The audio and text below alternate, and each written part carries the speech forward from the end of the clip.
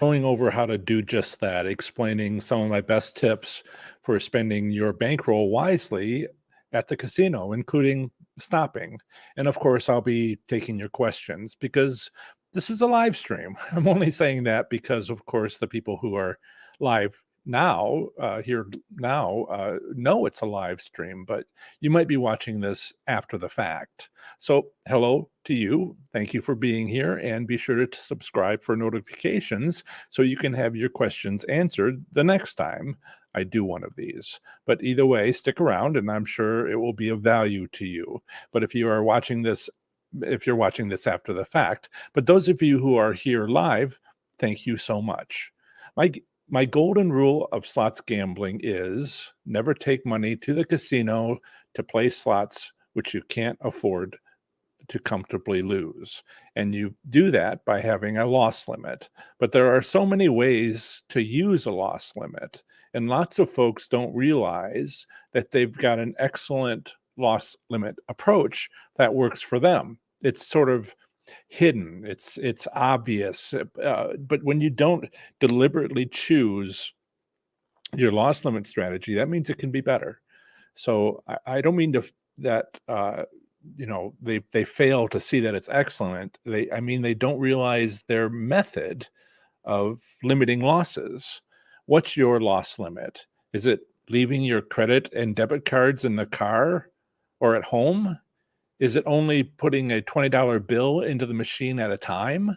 Both are loss limit strategies. Last week we talked about preserving gains, or frankly, getting out of the casino with your winnings. Now that you've perhaps taken my online course and now know how, I've only offered this course, my online course, for a year. Next week, May 8th. And while some of you have watched all my free stuff, including videos, podcast episodes, and website articles, some of you have cobbled together a plan to win without the convenience of my course. Impressive. So last week's preserving gains topic was mostly new, but loss limits are something you've had to deal with for since the first time you played a slot machine. Do you remember that? Do you remember what happened to you? My first experience at slot machine gambling was in 2003 at a small so-called Indian or tribal casino in the Upper Peninsula of Michigan. I was driving back to graduate school in Iowa after visiting family and had found a hotel at which to spend the night. A casino was located just down the highway from that hotel. I wasn't aware of the casino being there until the hotel provided $20 worth of tokens to play at it. This is back when we were still using coins. I remember feeling a little nervous about entering a casino for the first time in my life. I'd gone to harness racing in Swartz Creek, Michigan, with my grandmother, but not to what I would call a casino. I see some comments going on. That's great. Okay. Somebody said they heard an earthquake and that they didn't know they could hear an earthquake. And that's mighty interesting. And we'll get to that. But my moderator is probably telling Chuck to stay on topic, Chuck. Thank you, Paula, for moderating today. But so this hotel gave me $20 worth of tokens to play at the casino down the road. I remember feeling a little nervous about entering a casino for the first time in my life, but gathered up my courage and went on in. I found it to be a highly distracting place. Loud, lots of flashing lights, and a great deal of cigarette and cigar smoke in the air.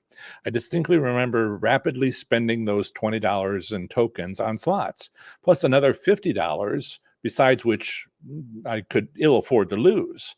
At the time, I was a poor graduate student on a research stipend, working a side job as a temporary instructor of college physics to pay for my car. As I continued my car payment, as I continued home on that long road trip, I started thinking about gambling with slot machines, and more or less have never really stopped doing so since.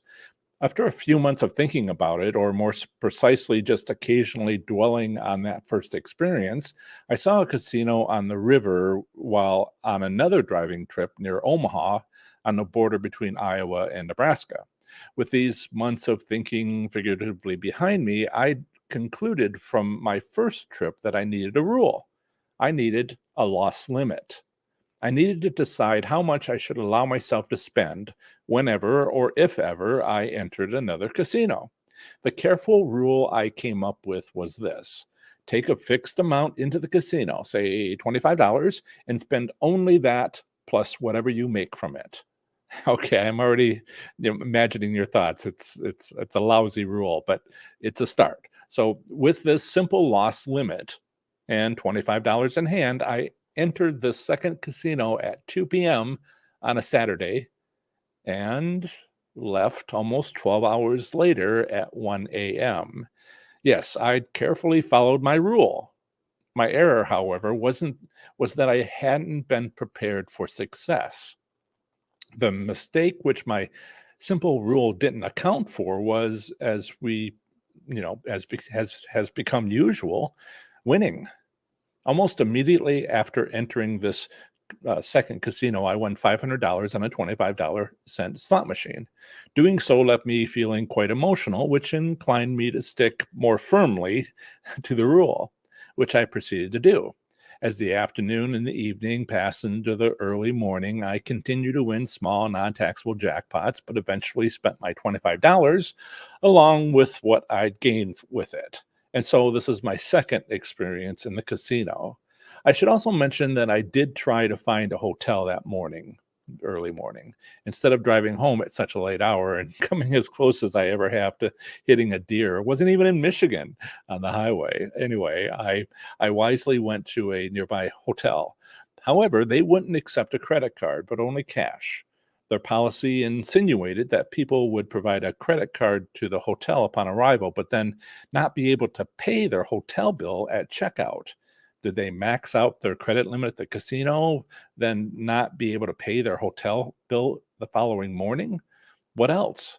My point here isn't about me not being able to get a hotel room, but that this was my first real clue that gambling consisted of more than just the act of gambling. It exists in a unique environment with loud sounds, flashing lights, secondhand smoke, and even gambling abuses can occur. And we need loss limits to protect our bankroll. Have you heard the adage, it's not an emergency if you know about it in advance? Again, that's your loss limit method. What rule have you given yourself, and is it working for you? Please mention in the live chat if you're here live, or leave a comment in this video if you're watching this recording later. Be very interested in knowing what's your loss limit. You may have to think about it, may have to realize that the way you play is the loss limit, like putting $20 in per machine. And so in the meantime, we have a few donations already. So thank you, Chuck, for your $20 donation. I very much appreciate it. Chuck says in his super chat, morning all, we actually had a minor earthquake here yesterday. Wild. That's amazing. You said something about it made a sound. What kind of sound did it make? I'll look through the live chat. I remember I saw you say that, but I don't know. Let's see. Quake was centered about a mile from my house. Never realized that you could hear an earthquake. It was loud. I was in an earthquake while sitting at my desk, and I was trying to figure out, it's basically a large factory, a large manufacturer. We made jet engines, and I was sitting in the office area, and I looked up at the frosted lights that they canted at an angle, and there was hanging lamps, right, and you could see the rafters and all that. Nothing like that kind of office where it was closed off. The view was closed off. Anyway, it started swaying. The lights started swaying. And then I was like, what's that? And then I realized, the chair I was in was kind of going back and forth. And I'm looking around, and that was in Connecticut. Somehow I didn't expect that. But I think Paul has been in a couple of earthquakes, our moderator. But Chuck, I hope you're okay. I remember when I was in one, I kind of thought, that's not right. So maybe you have the same feeling. And so also, uh, uh, Margaret, and let me share that. Magpie 11, thank you so much. She says she says good morning, slots enthusiasts. Thank you. I've revealed her gender. Sorry. Tried to for 2 years I've been quiet about that. Yes. Thank you both for the donations. It is very much appreciated. I'm making changes to the channel to actually be able to pay my bills, and you will see some of that coming soon. Let's see. Let me check in with see if there's comments before we get back to this. Mostly, I wanted to say, let's see. Camilla says, good morning. Looking forward to expanding my slot skills. I'm interested in, what are people doing? Please share. And ouch, Jane. We're I hope this live stream isn't too boring. We're talking about tornadoes all over Kansas last night. Please, everybody, be safe. We're talking about the weather. If you want to include earthquakes into the weather, and it's amazing. I guess there was. Not only Chuck says, not only was it a mile from his house, he never realized that he could hear one and that it would be loud. As Lots of Fun says, prayers for your safety. Glad you're safe, as Dylan says. And Chuck says, thanks. It was minor, alarming, but minor. Yep. As Wes says, thank you so much. If you would please smash the like button, that would be awesome. And I do appreciate that. You'll see a scrolling message across the bottom. I realized I had this feature that I wasn't using it. This is free for you. This is my free guide. If you go to professorslots.com/free guide, you can spell it with the hyphen, without the hyphen. That will get you my 28-page, the secret to improving your slots gambling. And this is what I offer for free. I don't usually mention it, but if you go to my website, you can't miss it. So in the article, it's the green button. It's the only place where I use green buttons. You see a green button, you press it, this is what you get. And I hope that you take advantage of that. So Slots of Fun says, hi Steve, good to see you. Green Bay, Wisconsin. Yep. Let's see. And Steve, I think you went to Las Vegas recently with everybody else a week ago. I wonder how that went. So Slots of Fun says, as a loss limit, we try not to spend more than 25% without some kind of bonus round.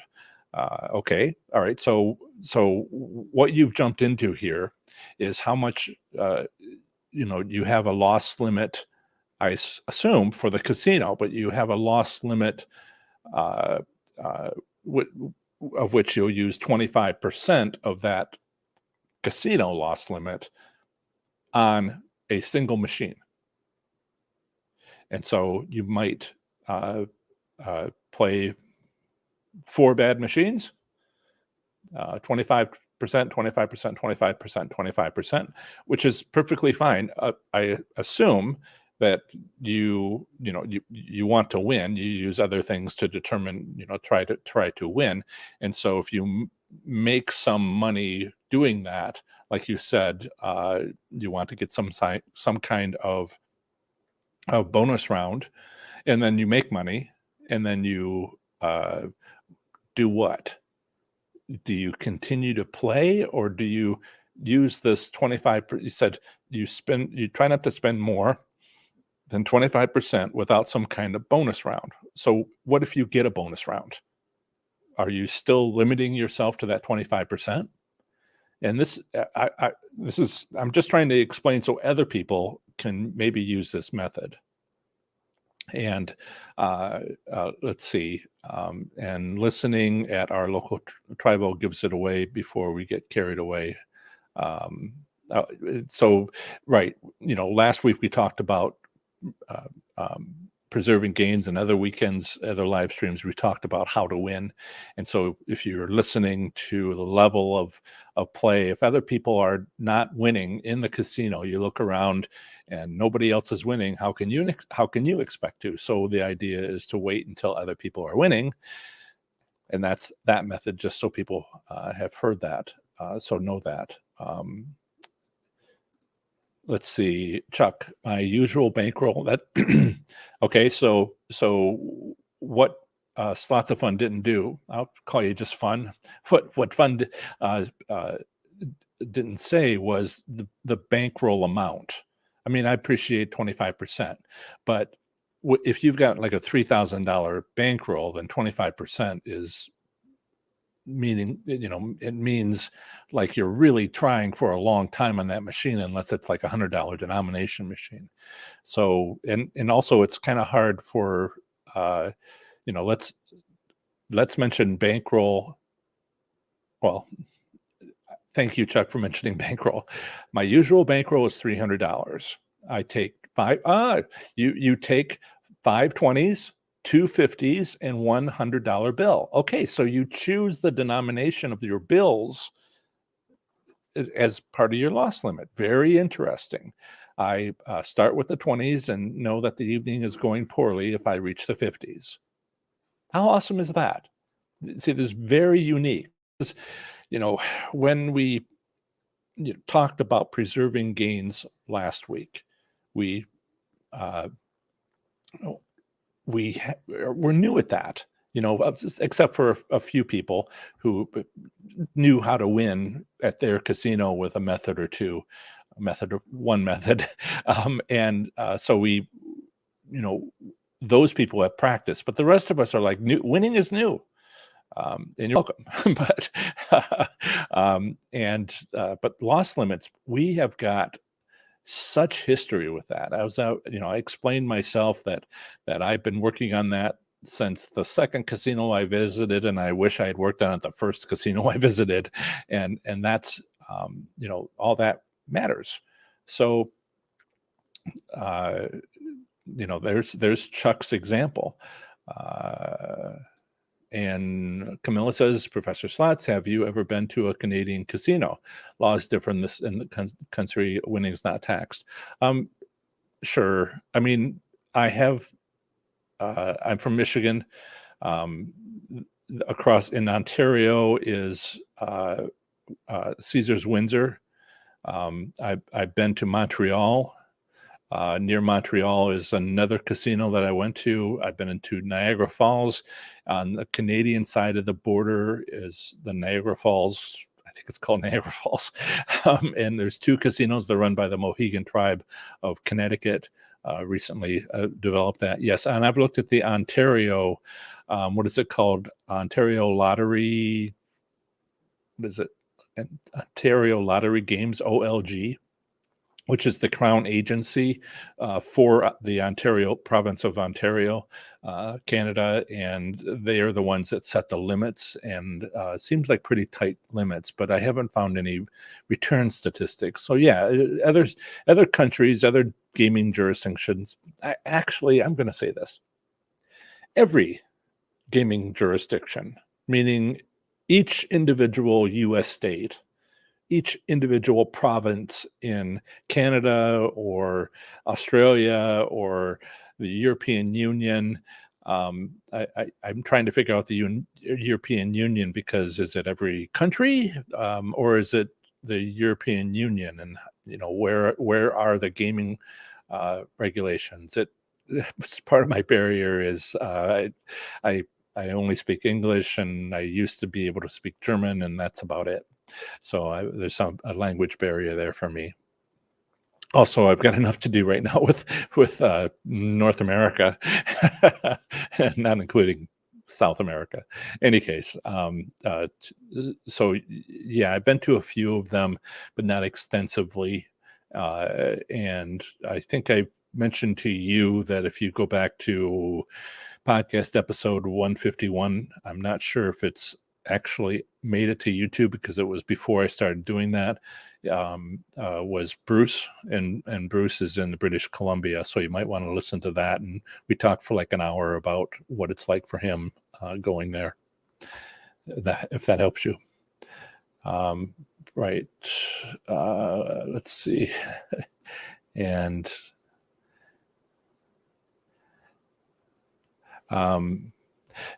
yes. So Camilla says, I am staying out of casinos for several months while I prepare a plan to return. Prepare a plan. Excellent. I already approve. Was not able to control spending. See, there's loss limits, and then there's failing at loss limits disastrously. And that can be pretty bad. And there's a limit how what I can talk about. Sometimes there is a gambling problem, and that's more of a medical condition. I'm hoping not to get into that too much, because I'm not a medical professional, and I don't dare offer medical advice, right? I'm also not a income tax preparer or a lawyer. Let's see. Randall says, I live in Las Vegas and to downtown casinos. My limit is $25 on penny quick hit machines. So great. 20. So your loss limit is per machine $25. And you've chosen machines. I do wonder if you have chosen machines. However, some people misidentify choosing machines by they choose a particular machine, one with a view, during times of the day when people are winning. So it's not so much. I mean, there's player appeal, so you get comfortable playing a certain machine. I like playing Wheel of Fortune, but it's not because I win. It's because I remember winning when the machine was a winner. Not all machines are. So it's a little fine distinction there. You might want to consider that, which of the quick hit machines do you play? And if they replace it, a straight up replacement with some other machine eventually, that location was why you're winning, not that machine game. So you might want to consider consider that if they ever move it away, because you could be very upset, right? They removed my game, I have to find it now. Well, whatever they replaced it with, as long as they didn't clear out those machines like a carousel and made a bar or something, if they straight up replaced it, that's the winning location.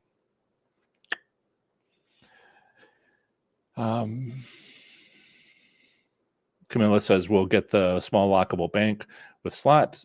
Seems like best way to keep winnings. If it works for you, it's the best way. All right. And remember, there's preserving gains, and then there's loss limits. And one of the things we haven't yet talked about, which I'd like to, is how do preserving gains go into your loss limit plan? Does your loss limit plan change if you win? I know mine.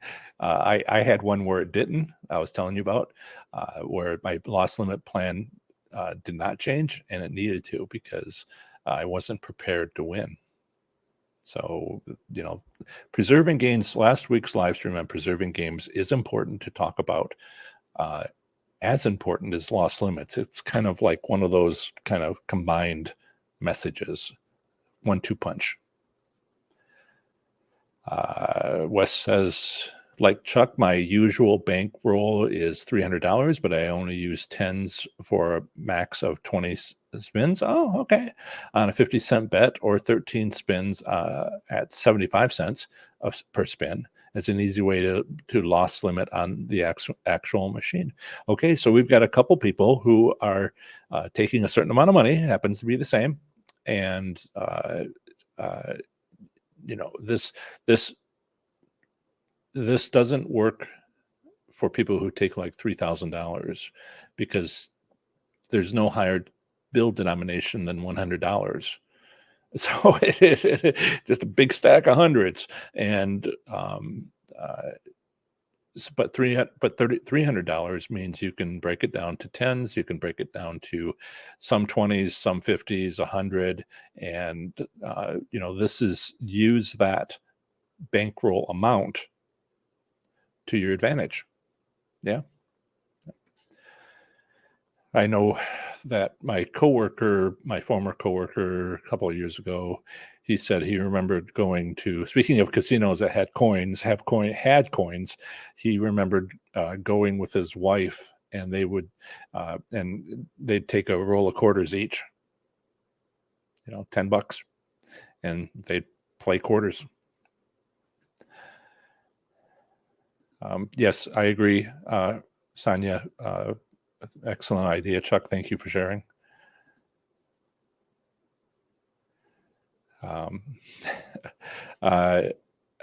And Paula is being supportive. It's not for everyone, Camilla, for sure. I too am poor and cheap, and too poor and cheap to let go of my money very easily. And yeah. Let's see. Niagara Falls. Camilla says Niagara Falls. Oh, you're in British Columbia. Okay, so go take a look at Bruce's comments, his interview on my podcast. I think it's 151. You can listen to it. Let's see. I think I can share that with you. Add to stream. Right. So if you go to Professor Slots and you go all the way to the bottom, main page, professorslots.com, there's podcast episodes right here. So you click on that and it loads. Right. So it'll take a second because there's so many of them. This is each of my podcasts, and with the latest at the top and the date. And you are looking to play. Oh yeah, that's right. I didn't put the name in, so it was 151. I've been putting the name of the person being interviewed in lately, but Bruce was episode 151, pondering bonus rounds versus profit, and so take a look at that one. And you can play it right there. So yeah, now I've got Grizel and Gina. I'm adding their names to the end of the podcast because now I do interviews. Okay, so that's what that was to answer your question. Let's see. Not everybody does, Camilla. So the return statistics are reported by the casino but the gaming jurisdiction, the casino gambling board, the casino commission will request it, or the compact. Actually, the compact can be a place. There's a few tribal casinos that report the returns as well. Both of the casinos in Connecticut come to mind, and those tribal casinos. And they only have tribal casinos. Uh, trying to get something else, but it's like a war going on. And in Canada, I haven't found it, and even in the in the United States, only 19 of the 50 states uh, provide return statistics. I had a comment this morning by someone I think was in Nevada, and I had made a comment about how Michigan doesn't have return statistics. They have a payout limit for Detroit casinos, but that's it. And no return statistics. And he said, "What a joke!"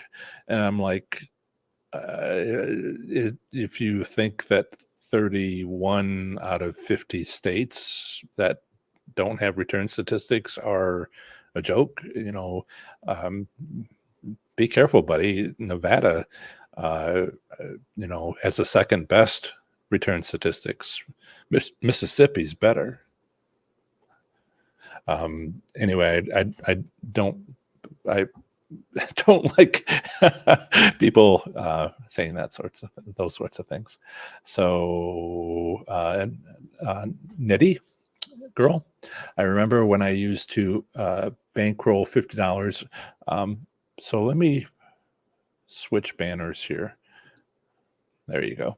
So if you have a question, and right now we're chatting about the different methods here. So okay, so I'll come back to this in just okay. Camilla has a question. Podcast 141, no. Podcast 151, okay. And Nettie Girl says, I remember when I used to bankroll $50 and would win most of the time, but here in Washington, I have had to increase my bankroll to $300. Well, it's not only that, but it's inflation, right? My friends, and it's not just inflation, it's also raising the minimum bet where it used to be a penny on penny machines. Can you believe it?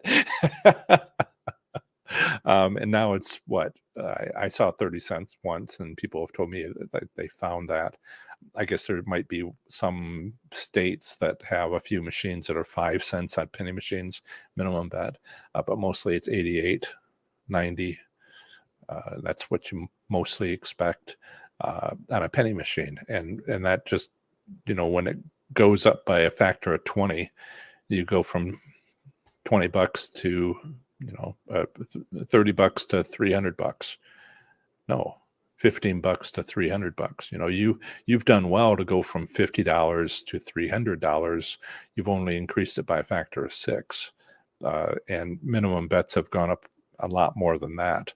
So you basically, I would say, halved your bankroll that you're taking in compared to before. And yeah, well, we're talking about statistics here. So I'm going to take a moment and make a few announcements. And so I have a couple of them. As you may have noticed, I'm using headphones during this live stream. Why? Because most YouTubers do during live streams. I've had some, that means it's how viewers know this is a live stream. And they also recognize, well, I'll get to the second thing in a moment. I have been getting some comments about, you really ought to do this, and you really ought to do that, and you really ought to, not recognize donations, and you really ought not to, talk so much, answer questions, and I'm just like, it's a live stream. That's what you do on live streams. And people weren't recognizing the prompts. Headset, earphones, and also live chat. Now, for 2.5 years, I have removed the live chat so that it could not be seen in the recording. And for the first time, I am going to leave the live chat. If you don't want to say something, don't say something, because this will be available in the recording from now on. It makes the recording a little bit better, but it's also a sign that it's a live stream, and too many people were getting confused. So now I'm wearing a headset, and the live stream will be available. It'll scroll wherever the recording is at. So, so I made a decision to start leaving the live chat on, to not remove it once the live stream was over. So I hope you, those watching the recording, I hope you enjoying the live chat or enjoying the live chat. It's first time for you. So, but again, if you want to add to the live chat, you can't from the recording. You need to be here live for that. Okay. So in other news, I've taken longer than expected to work out what day and time works best for my live stream during the week. I want to add a live stream during the week while keeping the Saturday at noon Eastern time weekend live stream. And here it is. Next week, starting in May 2022, I believe it's May 5th, I will be offering an additional live stream on Thursdays starting at 3 p.m. Eastern. That's 2 p.m. Central, 1 p.m. Mountain Time, and right around lunch at noon Pacific Time. And this is the weekday live stream that I'll be offering next, and that'll be coming up on Thursday. It's going to take a little while to accumulate. If you want to be there, that's great. I'm trying to give access to people who don't have time on Saturdays, which is reasonable, right? We're out and about and doing stuff. So I used to have this live stream at 2 p.m. Eastern time, and people in California were just like, I am out of the house by 11. I can't do that. So now it's more like 9 a.m. to them. And that kind of works, but I wanted to give something during the week. Now, if it's successful, and it takes a little while to sort of like, oh, you're live then too, and what's going on, and adding people to that. But once that, it might take a month, might take 2 months. I am then going to add, if it works out, Tuesdays, possibly in the evening. I haven't set a time. There's a lot of people that show up on my YouTube channel according to trying to make database decision making here, and it says the most number of people show up on your channel between 3 and 6 every day, and that. So I'm going to have a live stream 3 to 5. Try to make it, if I have enough questions, go for 2 hours, as I started doing last week. So then after that, I'll do Tuesday. But I found out that I have like dental appointments and haircuts and other stuff, and I'm like, oh, my Tuesdays are pretty busy, actually. I'll need to adjust those things. And the last thing is, of course, as I mentioned last time, we're just trying to track where things are at. If you have a question, use #question. This is a community video. A lot of people are talking to one another about not hurricanes this time, not this time, earthquakes, tornadoes, and I want to make sure I spot the questions. So and quickly, more quickly. So just make sure that I can spot your question by adding #question, all caps. It's saying that across the bottom of the screen now. And this is a community video. Please do say hello and check in with your friends during the live chat, and how things slots play are going lately.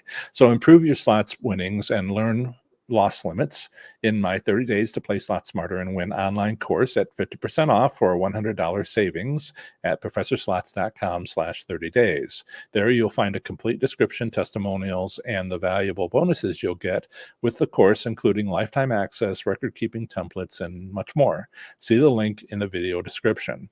Oh, I've updated my video descriptions now. You find them interesting. I did. So let's check in with more questions. Mr. Matapid. Watch out for this type of slot machine. Okay.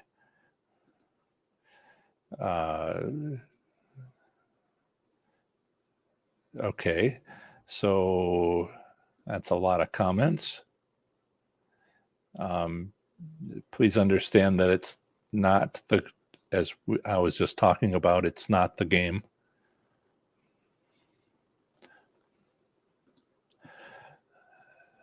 Okay, so Steve was is mentioning what his Las Vegas trip was like. He says it was great. Las Vegas was great. 4 jackpots and numerous close to hand pays returned with $3,000 cash and had a great time. Played just outside of high limits and ATM.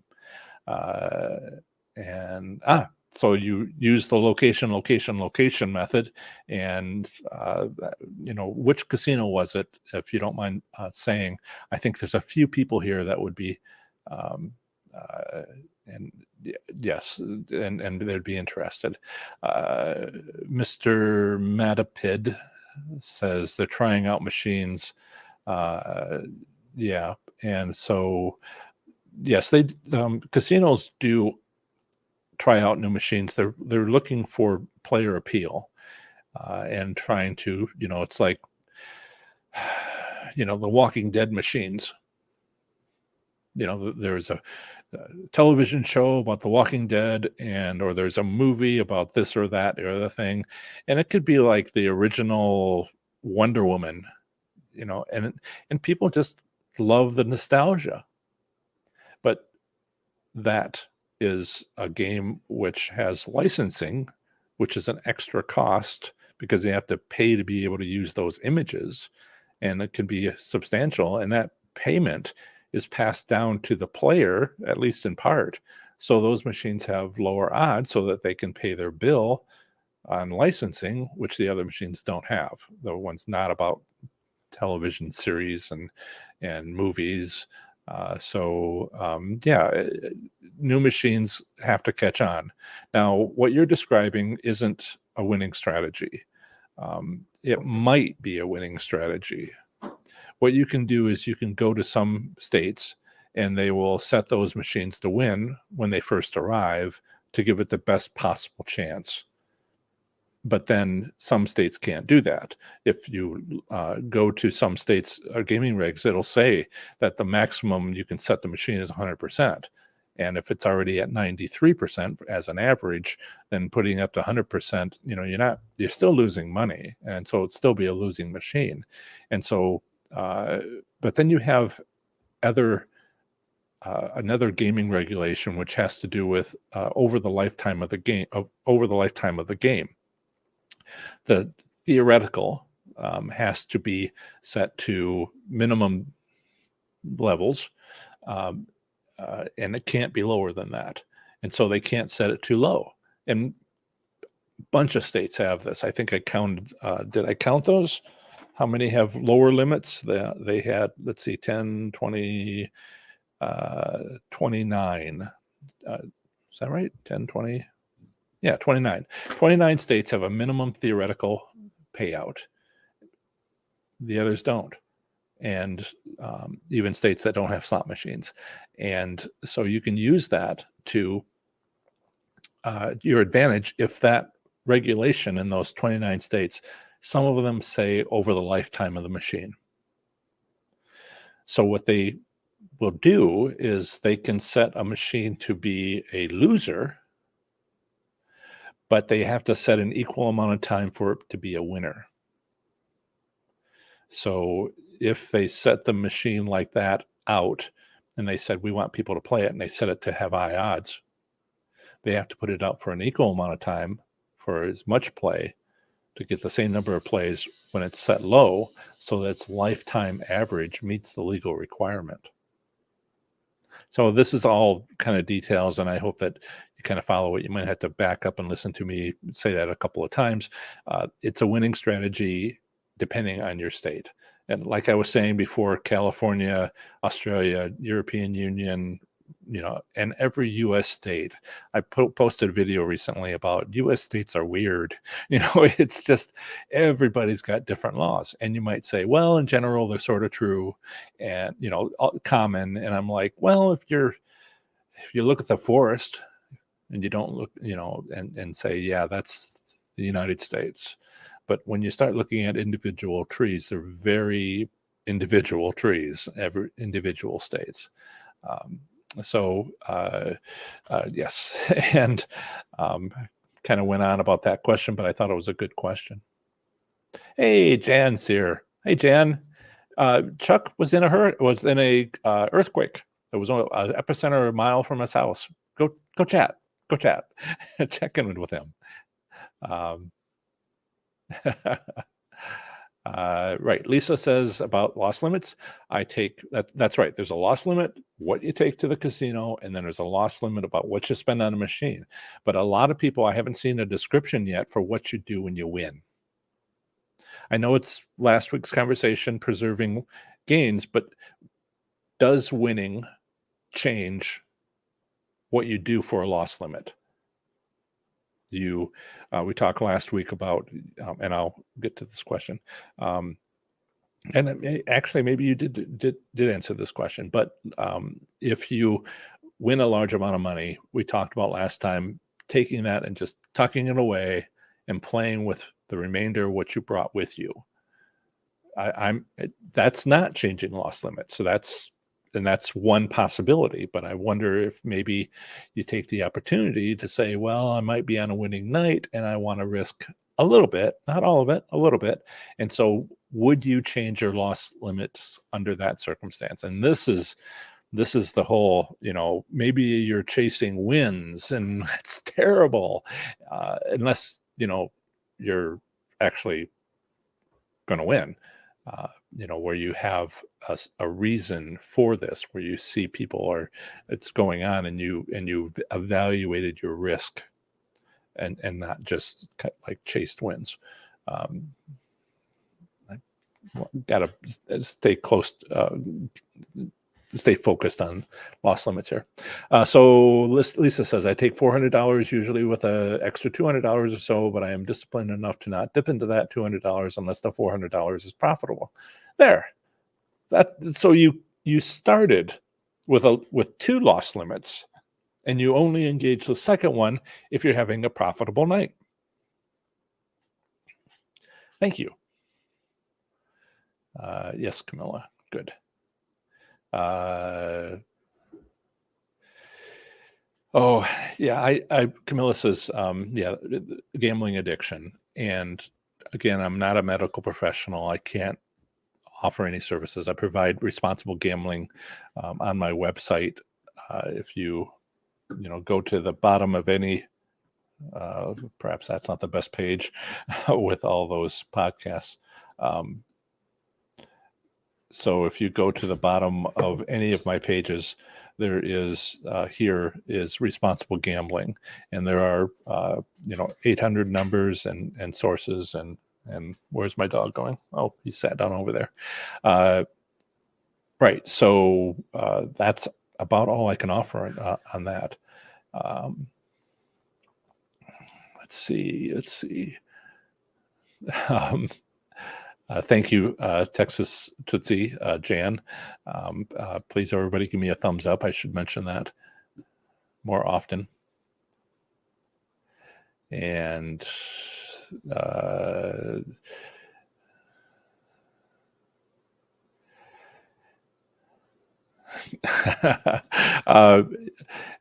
yes, not to get into gambling addiction too much.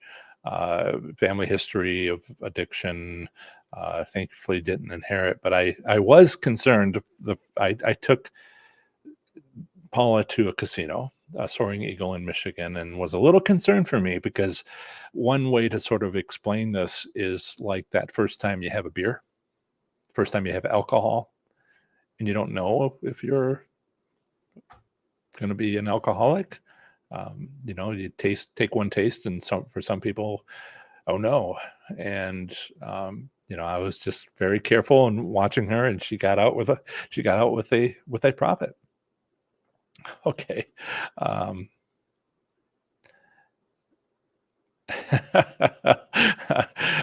Mississippi return statistics are better. One of the things that they do is, yes, Chuck. One of the things that they do is they differentiate between progressive slot machines, you know, $1 denomination progressive slot machines versus $1 denomination non-progressive slot machines, or pennies. Penny progressives, not penny progressives, or pennies but not progressives, and that can be helpful.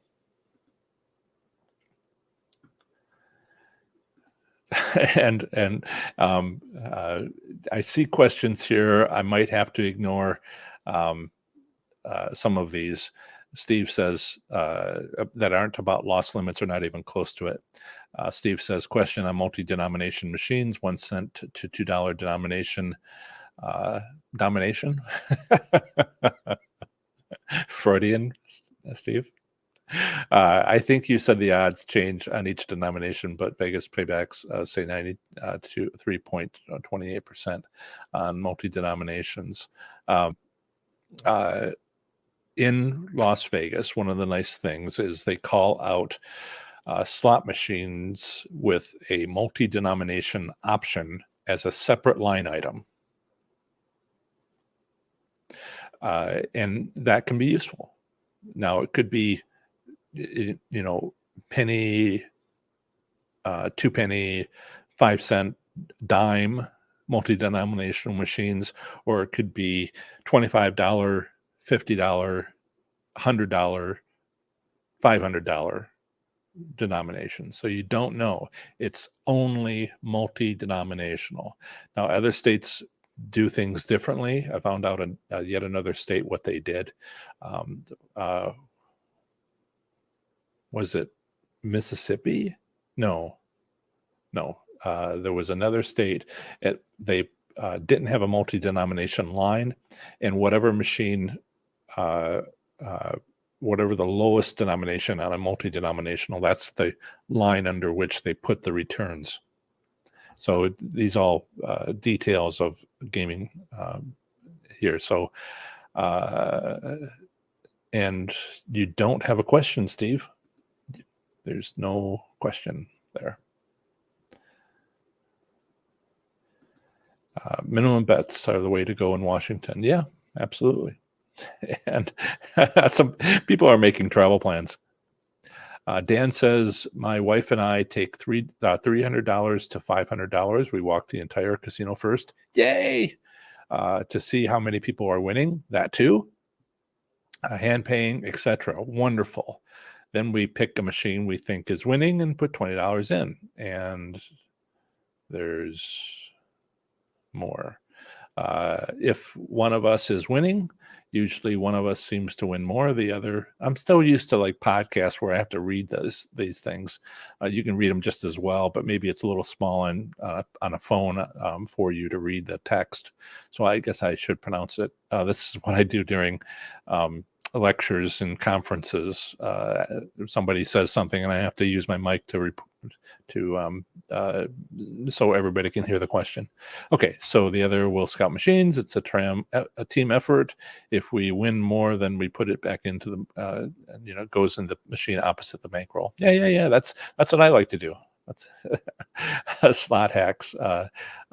Jan says, yeah, I have the two pockets, the deposit only, and the one I dip into with my bankroll.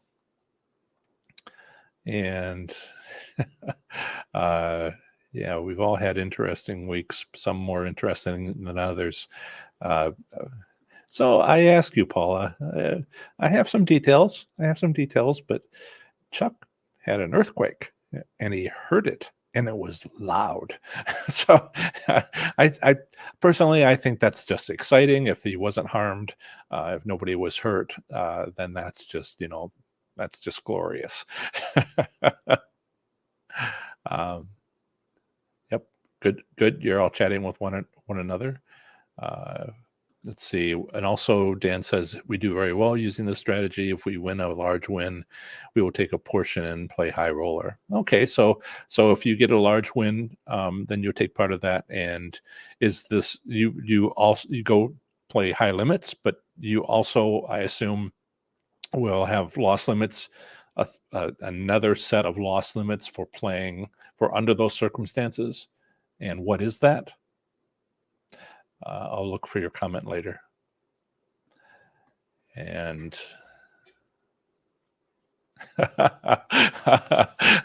Magpie 11 is sharing with Jan and Chuck.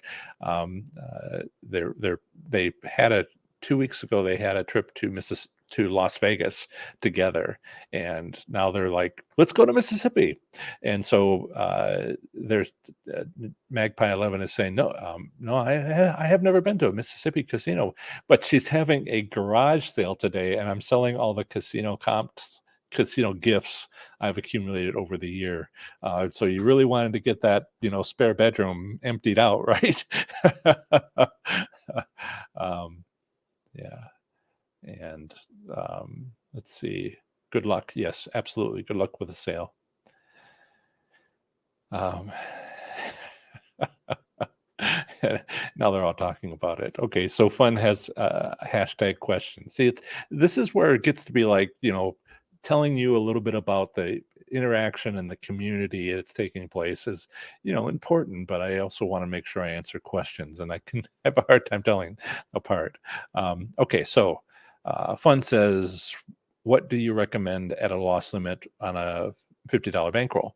Is it a percentage of the amount put in for that turn on any given machine, or compared to original bankroll? So this is where, I don't want to get you off track, right? If you were like, loss limits, what's that? You need to start with something, and I will offer it. But if you have a loss limit plan for $300, adjust it, right? So what we are hearing in the comments is what you want to do. You want to have a loss limit plan for this much bankroll. What happens if you win? What do you do when you go to high limit? You want to have multiple loss limit plans. So did I see, I'm not going to search back through the live chat. Did you have a loss limit plan for $300, was it, or $200, something like that, where you took tens and you put them in? I mean, if this is twice that, put 20s in, and, make a decision on, did you change denomination to, or are you just betting more, maximum bets versus minimum bets? So if you were to go from a $500 bankroll to a $3,000 bankroll, you would only spend the first couple $100 of that $3,000 bankroll, unless you went to high limits or stayed for 12 hours or 24 hours. And even then, if you're going to lose for that long, to lose $3,000, then why even stay? So why did you go to 500? Can you use what you're already used to start with that discipline that you've already built up and apply it to $500? And that's what I would recommend. Do what you're good at. Stick with what you know. Unless it's not working for you. We can talk about, what I hope that you will see here is people talking about what else, what they do. And you can look at what you do and say, oh yeah, what do I do when I win? Or, what if I double my bankroll? What's my loss limits? And it also helps out the people who have don't have loss limits. How, these are suggestions and these are working solutions. I'm happy to talk about it, but that's one of the things that I push to and say, you know, uh, you want to do what works for you. You want to, the best success is what you've done, and it's not like preserving gains. Suddenly you're winning after 20 years. Suddenly you're winning, and now what are you going to have to do? How do you get out of the casino with your money? Whenever before it was just like, well, I leave when I'm done. I leave but when my loss limit is activated. And that's different. To preserving gains when you're winning is different. But you've been doing loss limits since the day you walked into a casino. You might have realized you needed one, like I did, and so I started working on it on the second time though I went into a casino, because I wasn't aware. I didn't call it loss limits. I was just, I take this much and only that. Things happen, and like, well, I won $500 and I had no plan that applied to that. I had bring $25 and leave when I have nothing. And first thing I did was win $500. And so you need to have a loss limit plan for something like this. Now I had a consultation recently with somebody who won earlier this week, who had won $33,000 this year in a hand pay, and loss limits would have been really helpful. Although if you call it preserving gains, that's another way to look at it. But if you don't immediately leave, which is preserving gains, then if you stay and play some of that money, then you're not preserving gains. You're changing your loss limit strategy, or maybe the loss limit that you had will be sufficient. And I know that you have a big win, and 31,000 more than you've ever won before. And it just blows you out of the water emotionally, naturally. Now, if you've done it a couple of times, I won $27,000 jackpot, and I never won it more than $500 three times. Well, let's see, there was 10 years before I won like $6,350 in a hand pay. And so, 27, just like, so when you are in that kind of emotional state, you want to pre-plan your loss limit. You pre-plan how you're going to preserve your gains, because I got to tell you, you're not thinking right. You're not, thinking with all the adrenaline coursing through you when that kind of big win happens. So, have a plan, have a loss limit plan. If you win big, are you staying? And if so, has that changed? And right, so Don says our favorite casino is the River Bell in Bettendorf, Iowa. I have fond memories of Prairie Meadows. I used to, for 10 years, I lived in Ames, Iowa, going to Iowa State University. Lots of conversations.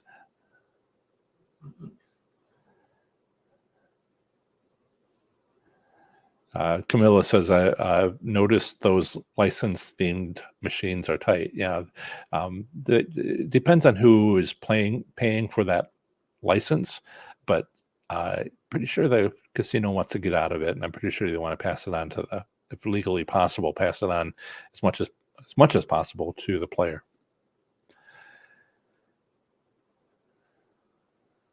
Okay. So I got positive feedback on live stream comments now being in the recording, and because farmers market is coming up shortly, and they're not wouldn't be able to make the live stream. I don't know if you saw the comment about I'll be starting another live stream. It'll be on Thursdays from starting at 3 o'clock, and it might take a couple of times to accumulate enough questions, enough people going, maybe. But I suspect, given that's the maximum time people are on YouTube, that I would I will likely see a lot of people and go for 2 hours. Thank you, Steve. Steve mentioned that he played at MGM, Cosmo, Wynn, and the casinos when he was in Las Vegas winning those hand pays. Yeah. Dan says, if you walk the casino and it's quiet, leave. Not dependent on business, but amount of wins. Yeah, that's what I call the casino environment. If nobody else is winning, how can you expect to? Sandy says, I really enjoy your videos and lives. Thank you. I'll be back at the slots next weekend. Enjoy. Have fun.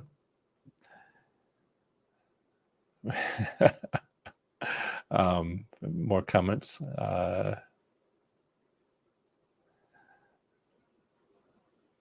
Yeah, I understand, Dan. What he's talking about is a detail of the casino environment. If you walk into a casino and it's packed, and I talked about this at Firekeepers in Michigan. Did a video on that. Winning on Friday night.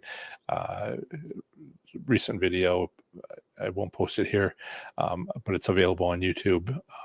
And it's just, if nobody's winning, nobody's winning, and it can be packed. That casino was at least very close to half full. And it was a rainy Friday night with weather wasn't good and people weren't coming out. And nobody was winning. And then people were. And it wasn't because, double the people suddenly showed up. It was a full casino. Close enough. And it just rocketed up. And it wasn't because of one event, somebody screaming over there. It was because everybody started winning. And there's times when you'll see nobody winning. And like I said, how can you expect to win? How can you expect to win when nobody else is? Because you're lucky? Okay, go with that. Good luck. But we talk about strategies.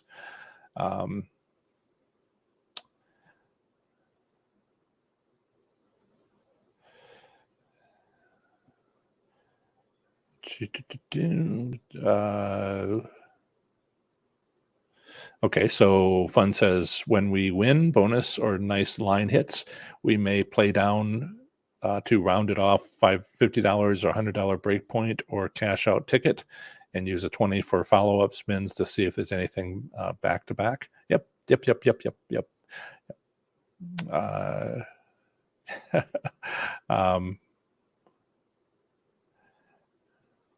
Okay.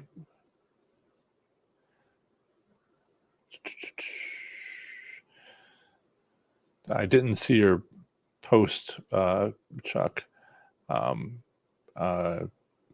Multiple posts. Let's see, Dwayne, do or can casinos move machines and change how they play? Milwaukee Paratomami moved Dragon Link from upstairs to main level. Now they seem to play differently. What casinos do is they make a very careful. I just noticed I have another donation. I'll get to that, and I'll skip ahead in just a moment. Casinos set up their players, their layout. Now there are some casinos that don't do this. I found one. I've heard of another where they don't put any machines on the end of rows. They put a bush in front of the entrance into the high limit. Things that there's casinos that don't get this, but most do. And if you look at the casino, and I call this strategy location, location, location, uh, there's good locations. And so if you find a good location, then you found a good location. If they move the machine from that location, let's say it's just inserted into a carousel, right? Around a section of 6 or 8 slot machines, and they remove that game, put it someplace else. And you can find it by looking at the ID number on it and asking somebody and all of that. But the point is, if that casino uses location, location, location, whatever they replace it with will be the winner. And the machine that was removed, well, it depends on where they put it. Did they put it in another highly visible area? In which case it might still be a winner. But if they put it, facing a wall, then why would it be? It doesn't help the casino at all. These are all within legal limits. And Wisconsin, I think you said, is they have I believe they have $100 upper limit. Is that right? I think that Wisconsin. I think so. Yes. They have an upper theoretical limit, and so you're just trying to get to breaking even, and maybe you will win if you get a lucky hit, which can happen. So this is what's going on with moving machines. People like machines. I'll say people like machines for 2 reasons. One, because they like the game. It's a player appeal sort of thing. If they understand, they're familiar with it, they have fun with it. I have fond memories of Wheel of Fortune machines, blah, blah, blah. But then there's also machines you win on. And do you really care about liking a machine if you win money on it? Right? Something to think about. It's 2 separate things. And what you want is to find a machine that you can win on and then enjoy because you like, Wonder Woman or some movie or some theme. Those you can find those machines. I found 2 in MGM, Game of Thrones and one of the Mad Max that were, along an aisle, and it was obviously they'd been set up to win. So it is possible, but that's the sort of thing. This is I have 2 groups of people that I talk to. The first is nobody's ever been to me before, which will probably be everybody on Thursday night when I have the live stream. So I got to explain things. And then there's the people who've had the course that we talk in the Slots Enthusiast Growth Network. And we have our Thursday night Zoom meetings where we're all, looking at one another and we talk about, okay, so this is a topic from the course. Now let's do the advanced stuff. So I'm talking to you like you've taken the course and I'm, this all makes sense because you're past the basics. This is the advanced stuff. And I apologize if I got that wrong. Let's see. I am going to make sure I highlight a question that I got. VT, I got my first hand pay ever. Yay! In the high limit room. Most wins are high pay, or hand pays. Picking a slot that is facing the entrance of the room. A few spins in, got the bonus on Buffalo. There you go. Yeah, I was talking with Jan just Thursday night during our Zoom meeting. I said, remember the time that we went to Coshada in Louisiana and we were did the walkthrough first. We did like 3 casinos that day, and we're walking through it first, and I pointed at the high limit room and how at the entrance you could see out of it, and seen from a distance. And I said, that machine or that machine. And okay, taking notes and continuing our evaluation by doing the walkthrough. I came back to it, and somebody was sitting there being administered a hand pay. And I couldn't resist. I looked at Jan and I said, see? And she can confirm that. And so, and thank you, VT. I very much appreciate it again. And we also have Sports Guy.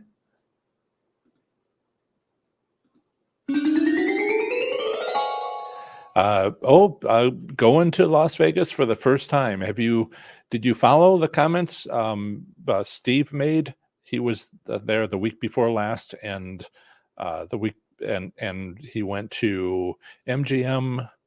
Let me see if I can quickly spot that for you. You can scroll back through the live chat, and he got two hand pays and others. He explains all that.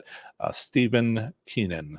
And I remember him saying Casino, MGM, mention others.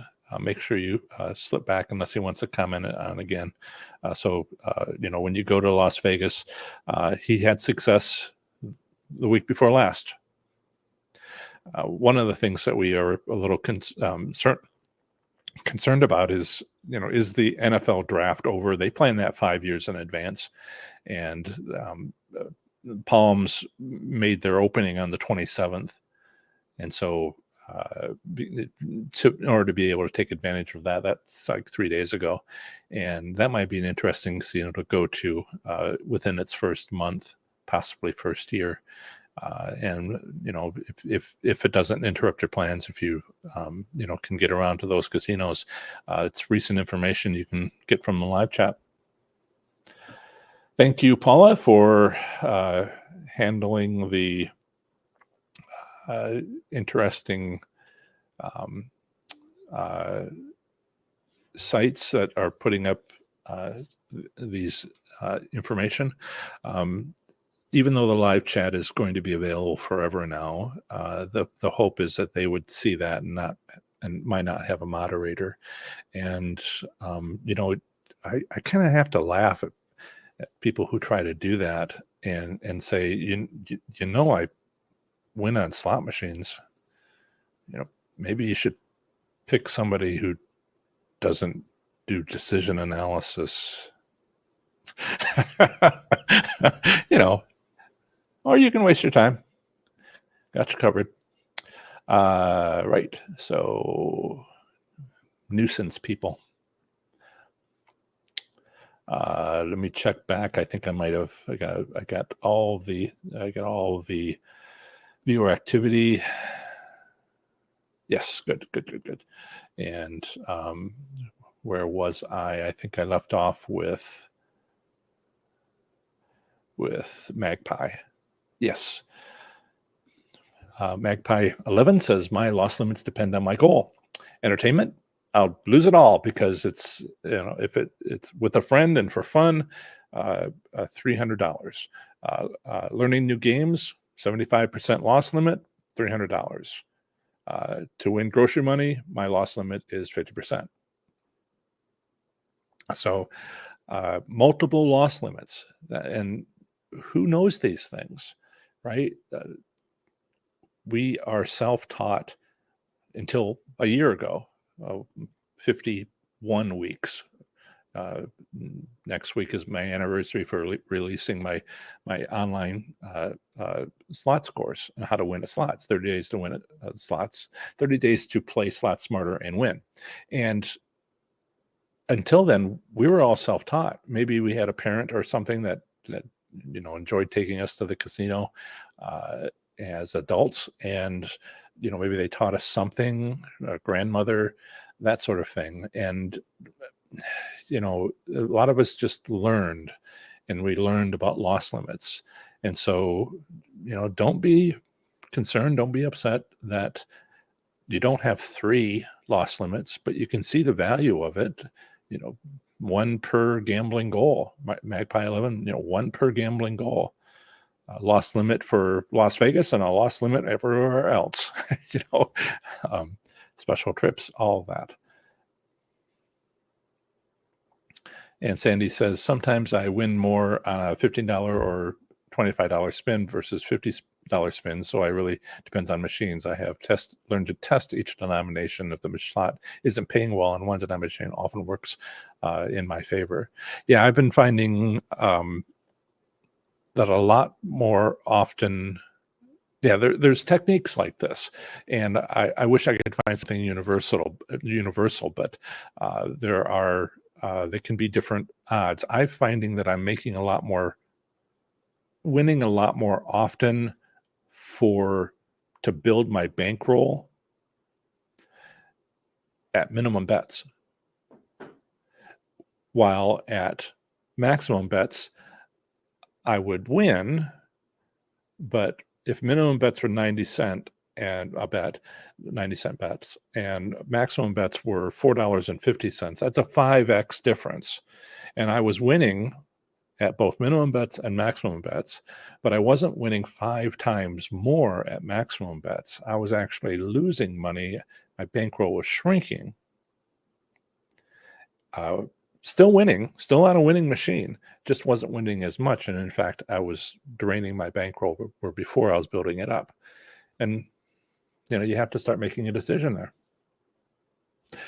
Yes, techniques like that do work, but it's more of an advanced topic.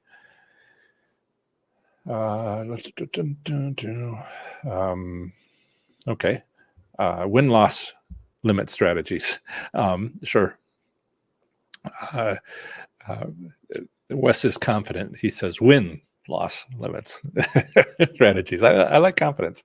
1, small win, up the denomination for larger minor bonus. Or 2, bigger win, cash out, pocket the ticket, immediately put in another 10 and keep going. Excellent. That's great. If it covers the situation under which you gamble, then then that's what you need for your slots play. And I hope that people will consider that if it applies to them, if they are looking for trying something more sophisticated by having 2 loss limits. And this is an example. Thank you again, Wes. At Tulip in Washington, yep. The other day, my section was very loud and really quiet. Repeat. I didn't think in time to, but it seems they were cycling the pay by section, lowering, raising. I bet accordingly. Absolutely. Washington it's controlled by the tribal lottery system, and they're based on virtual scratch tickets. But all that is sort of like details. If you're here, that you're winning. And that's assuming it was class 3 and not class 2 bingo machines. But it doesn't, details don't matter. If everybody's winning, that's when you climb on board. And nobody listens. I mean, few people listen. And I'm like, hey, you go to a casino. Have you walked the casino to find the widest aisle?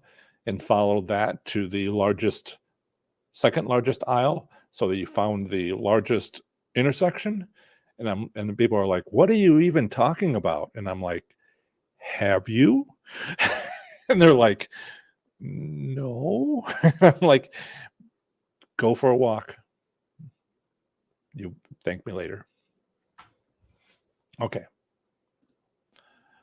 Well done, by the way. Well done.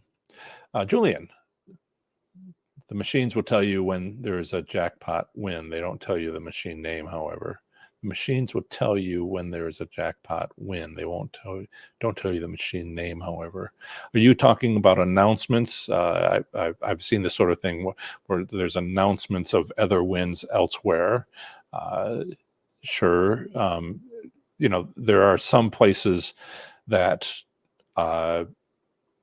they do different things. They display it on the machine. Somebody won just now, and it's all automatic, but they don't tell you where.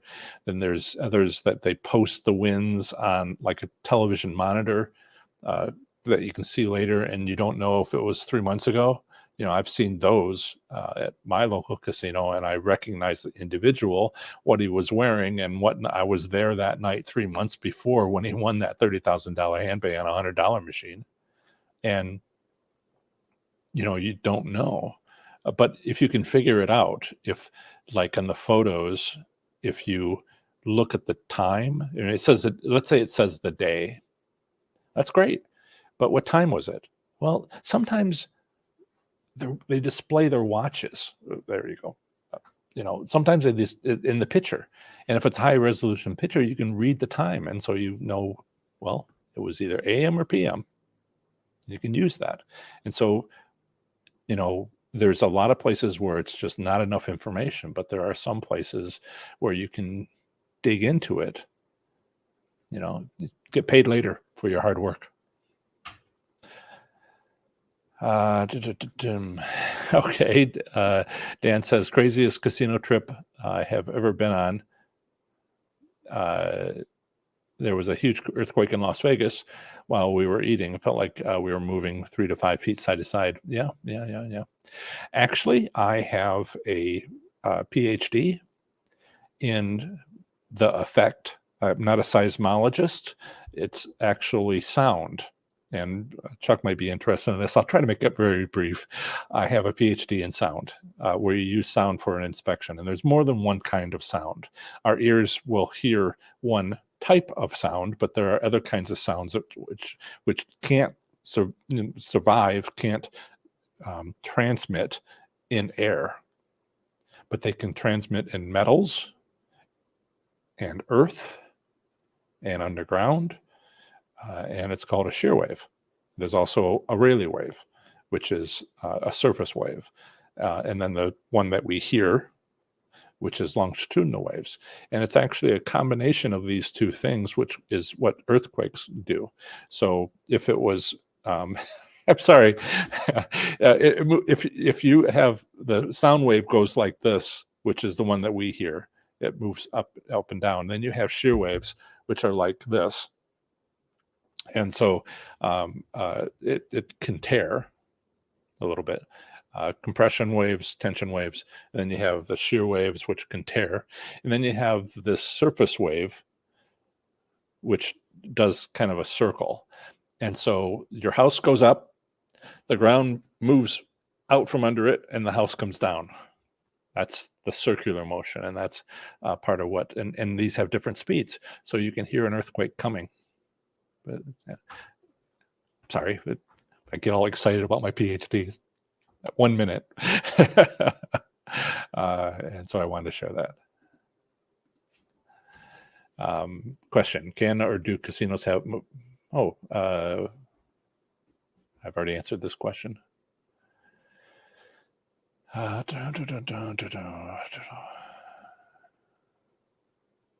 See, lots of comments with each other. It's very enjoyable to be here, and you can see what I mean.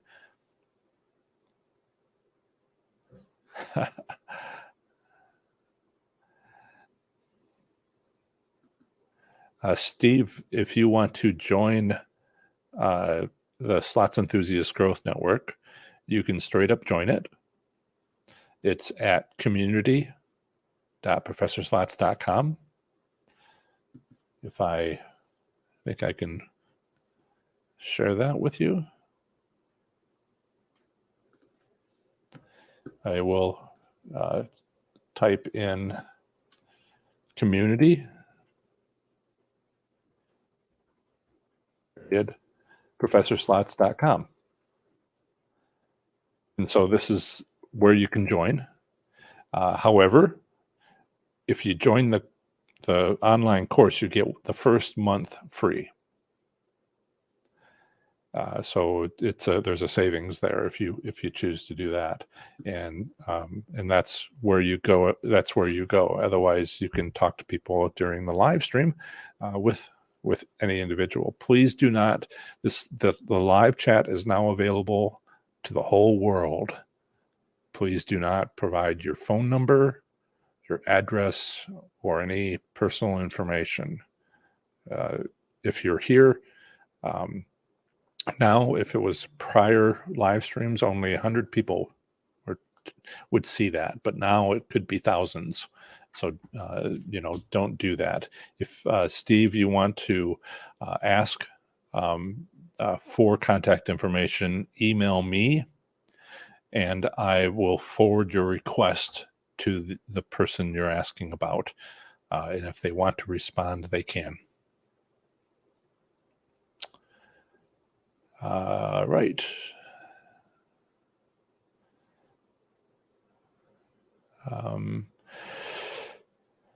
So back and forth, lots of conversation. Everybody's congratulating VT guy. That's wonderful. And thank you for the donation, and so glad you got your win. um, yeah. So VT Boy 1220 says every time I try to go to that same slot, last time a guy was uh, uh, on it and had two hand pays. I got bored of waiting and moved on. Um, may I suggest that you go buy a Professor Slots shirt and make sure he sees it? And he might be like, "Oh, I follow him too. That's why I'm doing this." Yeah, okay. Um, let's see.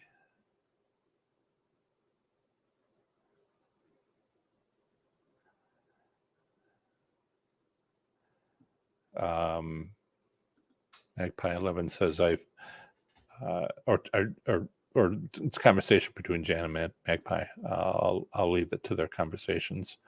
Um,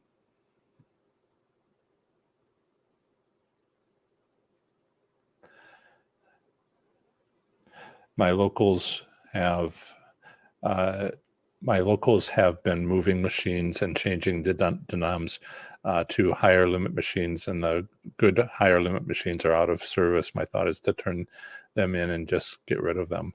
It's amazing what's going on. Like, I was at MGM Grand Detroit, and the high limit machines aren't high limits. I was at Firekeepers, and the high limit room wasn't full of high limit machines. It was just where they put the old ones, the real machines. And it was, I think high limits $5 and more, not $1, not quarter machines. I saw a 10-cent denomination machine next to a $10 machine. What was that all about? Were they trying to win? Yeah. So, and other questions?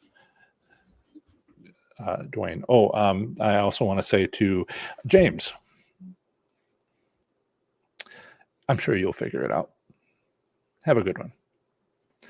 Dwayne, I would love to hear more bet techniques. You were mentioning like 90-cent versus 450. Yeah, well, I don't want to suggest something that I haven't tested at multiple casinos. I've gone 2, 3, 4 casinos and done this, and it all works at them. But it was really kind of like in 2 different states, and I'm trying to get a better handle on, I recommend things that work, and I like to get an idea how often they work, like location, location, location, and the casino environment. I found 2 casinos where it doesn't work, and one out of every 4 casinos does the 5 spin method.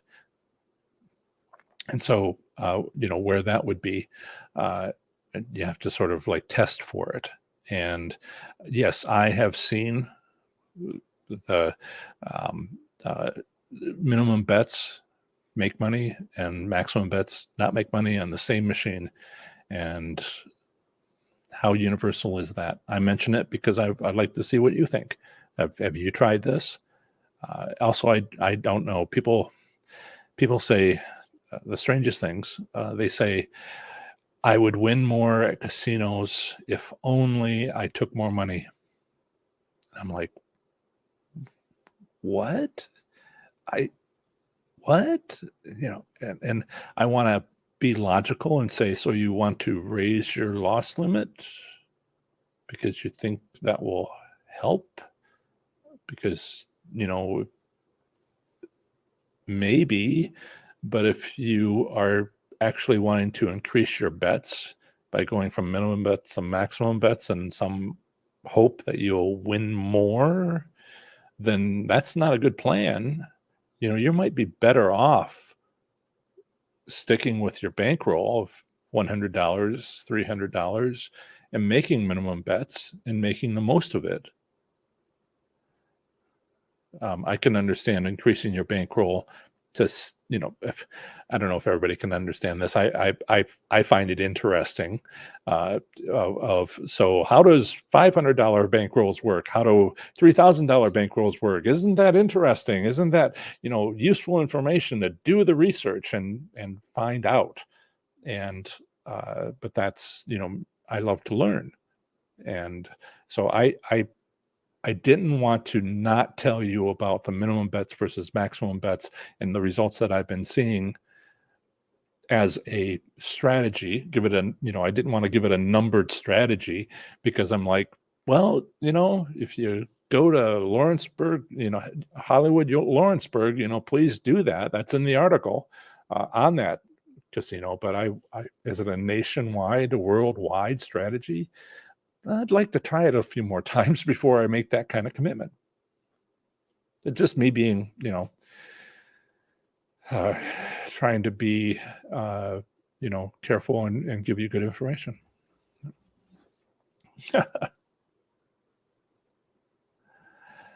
Yeah, yeah. Some of the things you can do with if you go and see the wins, sometimes they will post the machine ID.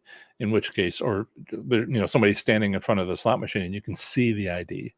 Uh, and from there, it's just a matter of finding it. Ask a slot attendant, "Hey, I'm looking for this one," and if it provides a date and time, right there's a winning strategy. You should make the most of that. But not everybody gets all that information. But if you do, yeah. um, Thank you, James. I have made some changes lately. I used to be way back. I used to be way back there, but now I found that it makes better videos if I try to be close. So let's see here. Thomas says, I have tested this on a $2.50 versus $5 bet and always win more on the 250 bet during the bonus. That's the results that I'm getting. Not once has it been worse. Not once has it been better on the higher bet. Yes, I won more, but it wasn't, how do I have to find a way to say this properly? If you bet twice as much and you only win 50% more, right? Where it's not 2x, but 1.5x, you're losing money. And so I have not found that I was making a better percentage with higher bets. And that's one of the things they'll say on a slot machine. They'll say, you'll win more. And I'm like, dollar amount, not percentage. So I'm losing, even though I'm winning more at higher bet. Is that too confusing? There's percentage win, and then there's dollar amount. And it's not possible to win that big of a dollar amount at minimum bets, yet you walk home with a profit. Okay. Question. Michelle, I struggle with knowing when to leave. Any tips on this? Loss limits. Loss limits is what you're looking for. What is your loss limit? That is an easy answer. Okay. Too easy. Why can't you leave? There's possibility that you don't have a loss limit. So I don't know. Get one. Choose one. Practice it. Make sure you like it. Make sure it works for you. The second possibility is you blow it off. You say, well, I don't care about my loss limit. And that doesn't work. That's trouble all over. Okay. Find a loss limit that you're comfortable with.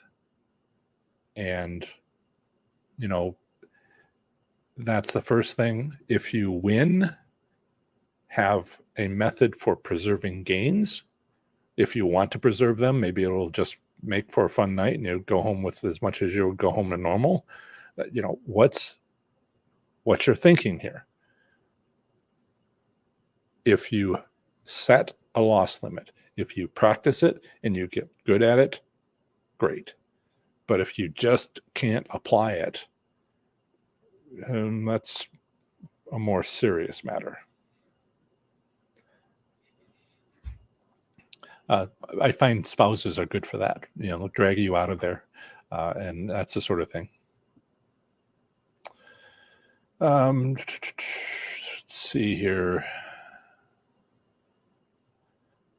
The locals have been moving machines. Okay, we went over that one. Let's see.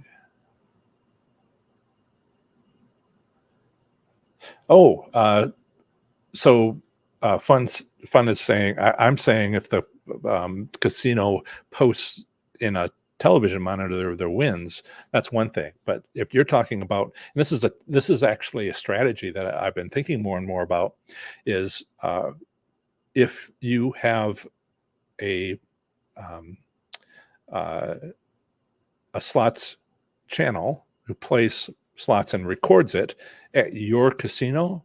Not everybody has that. There aren't any in Ohio. I'm trying to be the first one. Apparently, it takes 3 years. Don't hold your breath. But if you are in a casino where you have a guest show up and they do that, then it might have the ID, the date, and the time for wins. Make the most of that. See if that casino does the win, walk away, return later strategy, number 7 to mine, where come back a week later, 5 minutes earlier, play this through the same time period on that machine, ignoring why you we're we're not here. So I'm going to check in with my moderator. There might be some question about how we run the show. Okay, so if you can get that information, it might be useful for you. Yeah, absolutely.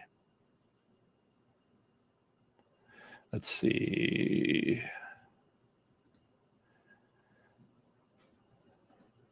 Steve says, could you explain some more on Computer Central server setups, like how often they can switch them up? A lot of your viewers don't realize it's not all random. There's 2 kinds of viewers, and those that do have heard me talk about this, and those that haven't. Those who haven't, it's a real bit. You and I have talked about this. It's a real barrier to understanding. I need to make a specific video, point by point, putting it out there, and just there are people who don't want things to change. We all like that. We're all like that one way or another. There's also people that can't change, and that's perfectly fine. And as you and I have discussed, if people don't want to win, good for them. More for us. Seriously, more for us. But for my trying to reach those people, basically people who haven't yet joined my community, this community, people who haven't yet, figured this stuff out. It's a real tough barrier for all of that right now, and that's okay. I don't mind struggling a little bit or a lot to try to get through some of these people. I just want to help them, and if people don't want help, you can't force it on them. Lead a horse to water, can't make it drink, right? So reduce your stress levels, Steve. We work hard, but we do what we can, okay?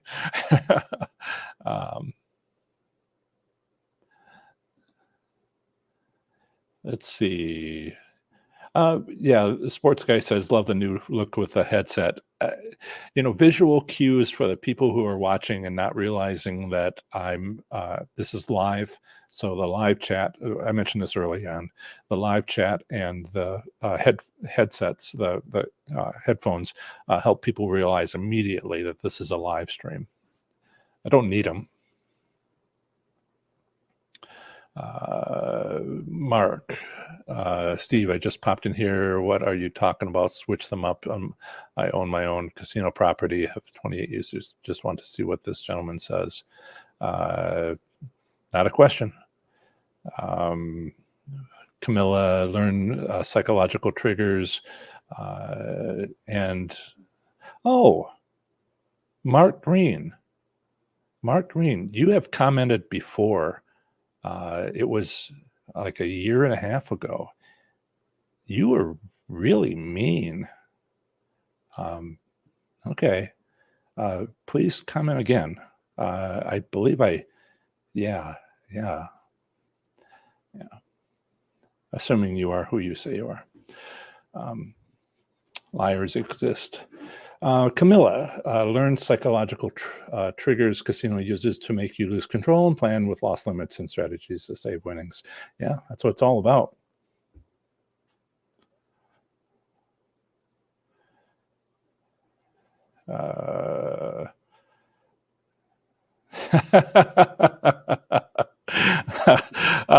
Would you do me a favor, Paula, and ban Mark Green? And well,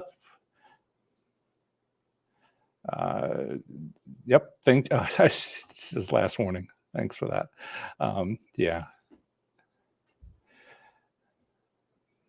Oh, yeah. See, yeah, I remember you, Mark, from quite some time ago, and you reverted the form. Okay, moving on. Well, James, he's not a casino owner. He's just somebody who says he is. Please. The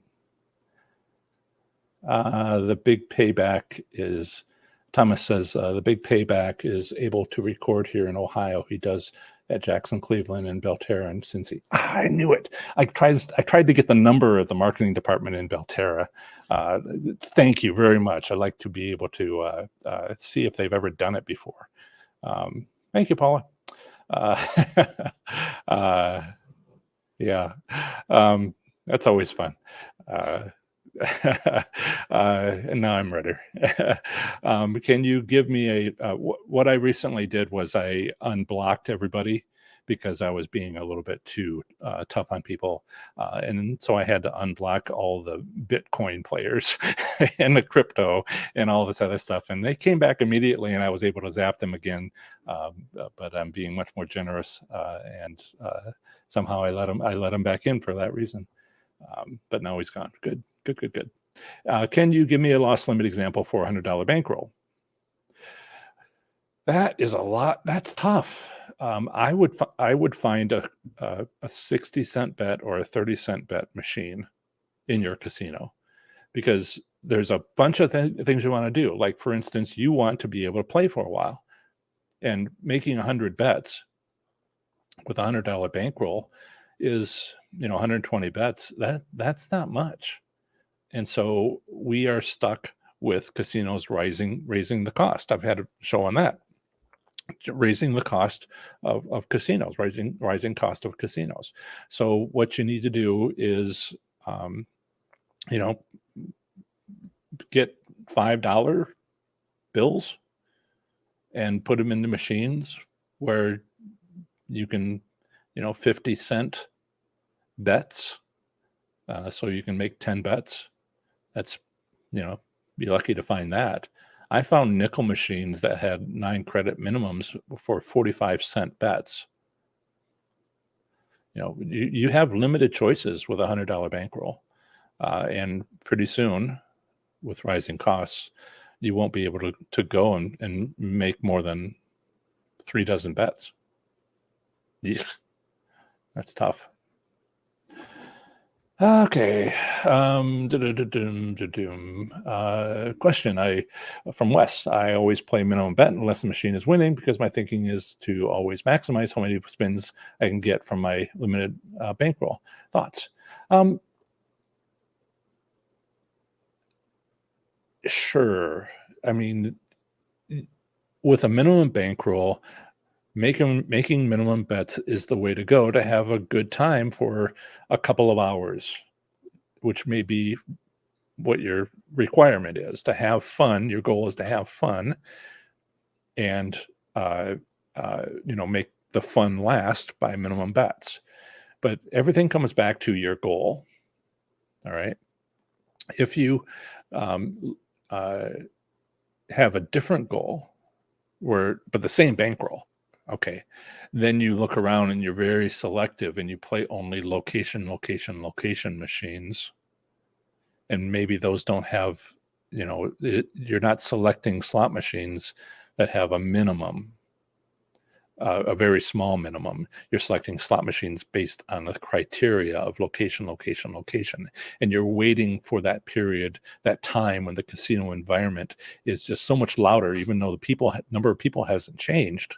And you're playing longer, or rather in the casino just as long, but you're playing less often and maybe for more money because your focus is to win money, not to have fun.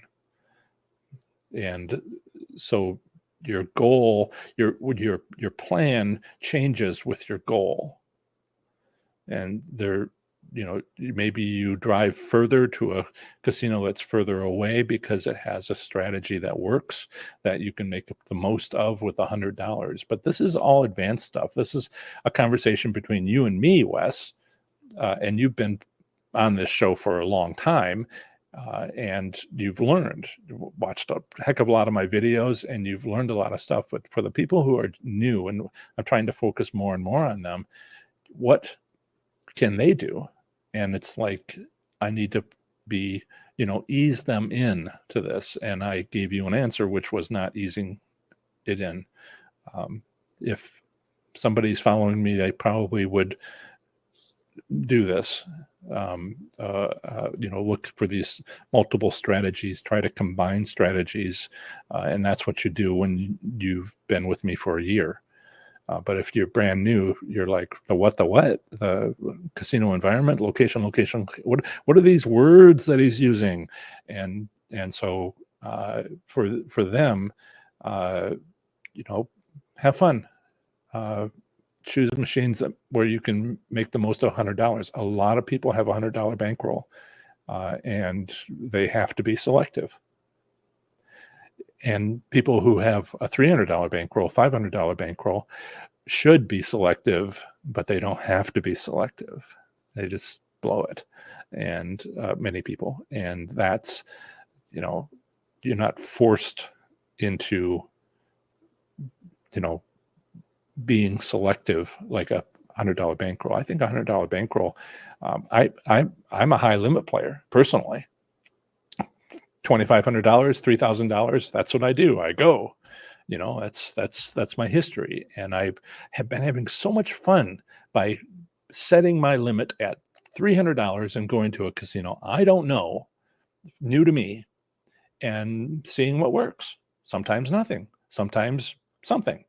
And it's amazing how quickly you can pick some stuff up, how quickly you can see and hear you have to train your ear to hear the noise level changes.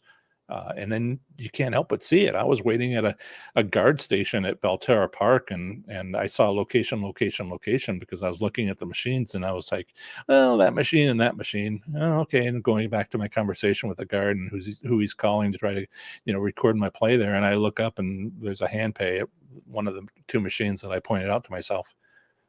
I can't not see it anymore. But you have to get used to it.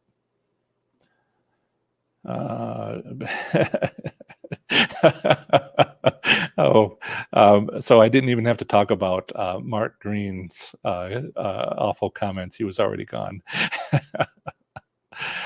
James says, James says, you have an amazing memory.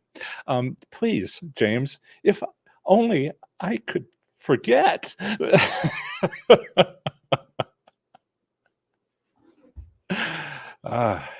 Yes, if only I could forget. And by the way, it's very serious when we're talking about people who luck-based wins. Nothing what you're talking about works. Not even lost limits or preserving gains or statistical reports from states. When they say nothing you say is true about my channel, they're not saying nothing is true about my channel. They're haters. and that's the position that they have. And you know better. Question: how many years do you think we before we see slot machines going completely cashless? Um,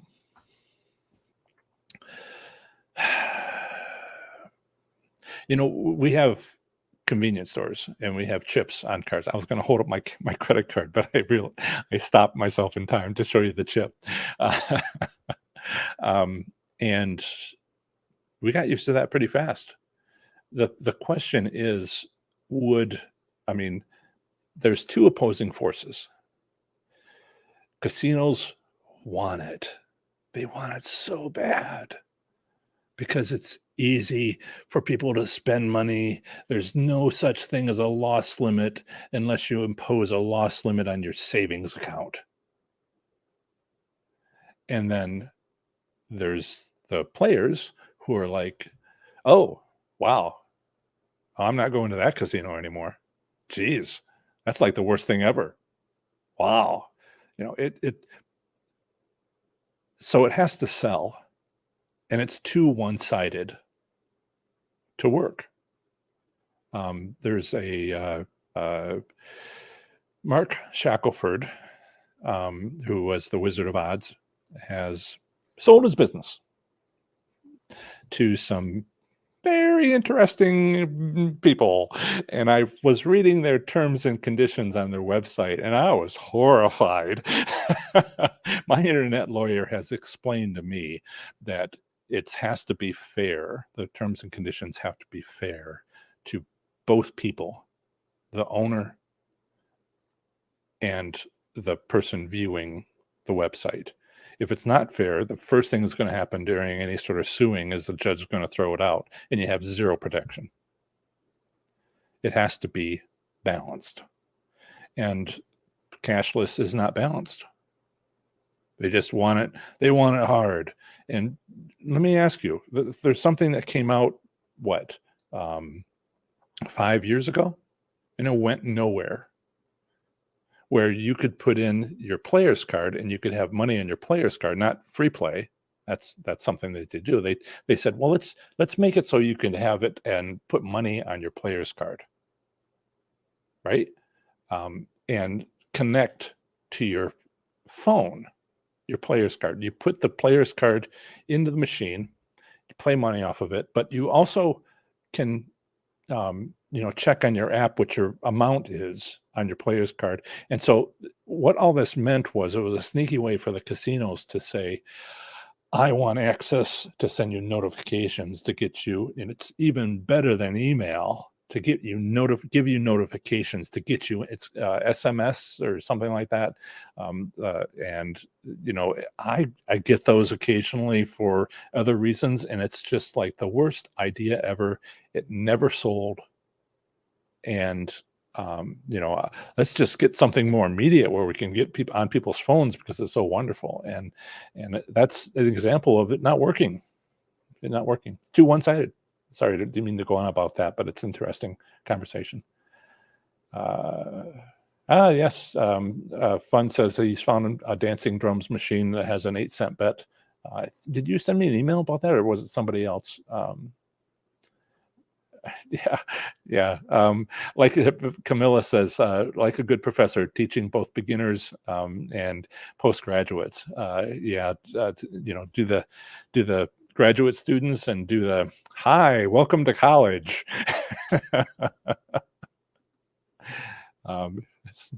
It's a little bit different from high school. You'll need to study. Michelle says, question: is there a general time of day that more wins happen? Yes. Thank you for your awesome question. Yes. What is it? That's up for you. That's for you to find out. That's I don't. Sorry, I don't mean to joke.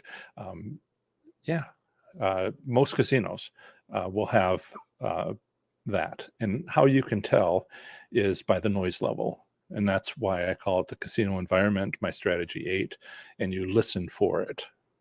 And that's the time to go.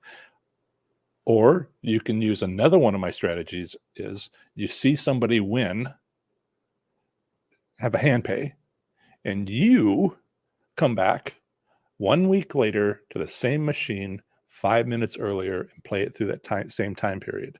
See, this is a lot less work because you don't have to figure out, well, did the game just get out?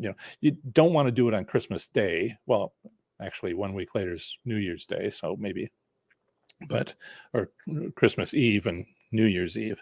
But you on a regular day where it's not a holiday, you come back a week later, play through the same time period, and you don't have to figure out why it's that time. You can just play it when it's known to be good. It doesn't have to happen every time, but it's enough to pay for your car, maybe. I remember doing this and only winning $500 when previously I had gotten hand pays, and I was just like, I suppose it pays the car payment and gas for a month. I guess it's okay. And that's the details there. How are we doing on time? Oh my goodness, we have gone for 2 hours and I don't have enough questions. Yeah, so I had enough questions. Do you think they will raise the $1,200 hand pay to a higher amount before issuing a W-2 form anytime soon? No, that's state law that they're trying to get through to help the casinos, and everything's taxable. It helps people to cheat on their taxes more. Why would the federal government, the IRS, ever want to do that? Too many people say it's non-taxable if it's under $1,200. I'm sorry, it's taxable if it's all taxable. Your comps are taxable, and it's just the casino isn't reporting your $1,200 win on a W-2G if it's been moved up to something else or moved down to something else. It's a hot discussion, but both parties have to agree, and the IRS is dead set against it because it would just be a huge drop in income for them because people would cheat and not pay their taxes and not have to be reported on it. Sorry, I'm a little black and white sometimes when I talk about these things. Okay, so thank you so much. Okay. Casil, what do I think my slots lifetime winnings are? So I have spreadsheets for this and I don't have to think about it. I just go read the spreadsheet. I am up about $30,000 for 2 years. I was playing high limit. And each year. So and then I spend a little bit of money, like when I go to new casinos, I don't know how to win until I leave, if I do. So I've been kind of working off of that. $60,000, something like that. Well, if I usually go by annual and then I compare. And I also, one of the things you want to do is do the slots record keeping and compare in a year. If you go to more than one casino, which casino is better by your numbers. So it's all database decision making. $60,000 isn't much. I mean, yeah, it's a couple of cars and but it's not an income. 50%, what I tell people is 50% of your bankroll. This is me being honest. There's people out there saying, well, $30 million. And I'm just like, you're playing slot machines in Macau and you work for the Chinese government. What's going on? There's ridiculous theories out there. 50% of your bankroll in profit. You go in with $100, you leave with $150. You go in with $1,000, you leave with $1,500 on average. How much do you take to the casino in a year? Have it, and that's your profit. Assuming all kinds of things. Because, if you like to drink and you like to go when you're tired and you like to do, 50%. Okay. Thanks, everybody. And take care. And I'll see you on Thursday, or I'll see you on Saturday. so that, thanks for a great live stream. I'll have more uploaded videos as soon as I finish the downstairs studio. It's going through an upgrade. I'm nearly done. When I am, I'll show you before and after photos in the membership area. You can easily find new videos on my YouTube page under uploads. Otherwise, next Thursday at 3 p.m. Eastern will be my next live stream. And I'll be here next Saturday as well. Busy, busy, busy. Take care, slots enthusiasts. Have fun. Be safe. Make good choices.